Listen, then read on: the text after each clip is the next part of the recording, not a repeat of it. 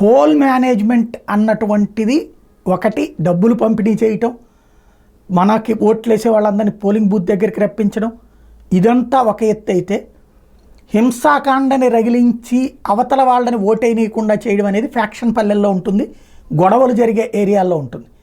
చివరికి ఈ దఫా అది పల్నాడులో చూసాం, పిన్నెల్లి ఉదంతంలో చూస్తున్నాం. దాని మీద రగిలినటువంటి పిన్నెల్లెళ్ళి పగలగొట్టింది, అది తప్పే. తలకాయలు పగలగొట్టుకోవడం తప్పే, అసలు రీపోలింగ్ జరపకపోవడం తప్పే. ఇదంతా ఒక ఎత్తు అయితే ఇప్పుడు పక్కన విజువల్లో కనబడుతున్నటువంటి పోలీసు, నకిలీ పోలీసులు కూడా రంగప్రవేశం చేశారు ఈ దఫా. బట్ అసలు ఎన్నికల సంఘం పనిచేసిందో లేదో తెలియదు. ఆత్మకూరు మండలం రామస్వామిపల్లి బూత్ నెంబర్ 111, 112 ఎస్పీఎస్ఆర్ నెల్లూరు జిల్లాలో ఇది జరిగింది. అక్కడ ఒక కానిస్టేబుల్ యూనిఫామ్లో ఉన్నాడు. ఆయన అక్కడ అందరినీ రానియకుండా అడ్డుపడటం కానీ లేకపోతే వాళ్ళని వీళ్ళని దబాయించడం కానీ జరిగింది. ఆయన ఏ స్టేషన్ అని అడిగితే మిగతా పోలీసులు తెలియదు అన్నారు.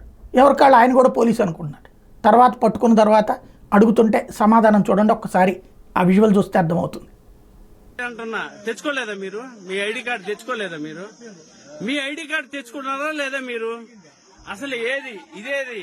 మీ ఐడి కార్డు ఏది? మీ ఐడి కార్డు ఎక్కడిది? ఏది చూపించండి, మీ ఐడి కార్డు చూపించండి. మీ ఐడి కార్డు చూపిస్తారా లేదా? చూపించండి. నువ్వు గమనరా, మీ ఐడి కార్డు చూపించండి సార్. మేమేమేం అడగట్లా. మీ ఐడి కార్డు మీరు పోలింగ్ బందోబస్తుకు వచ్చినప్పుడు ఏపీపీ అని పెట్టుకొని ఉన్నారు కదా పోలీస్ అని చెప్పేసి, మీ ఐడి కార్డు ఒక్కసారి చూపిస్తారా లేదా? మీరు చూపిస్తారా లేదా? మీ ఐడి కార్డు చూపిస్తారా లేదా? ఇదే నేను అడుగుతున్నా. ఇదే డైరెక్ట్ ఎస్పీకి పెడుతున్నా నేను. నేను ఎస్పీకి పెడుతున్నాను. మీ ఐడి కార్డు, మీ బ్యాడ్జ్ ఇది చూపించండి. ఏమన్నా ఉందా చెప్పండి. మీ బ్యాడ్జ్ గాని మీ ఐడి కార్డు గాని చూపిస్తారా లేదా?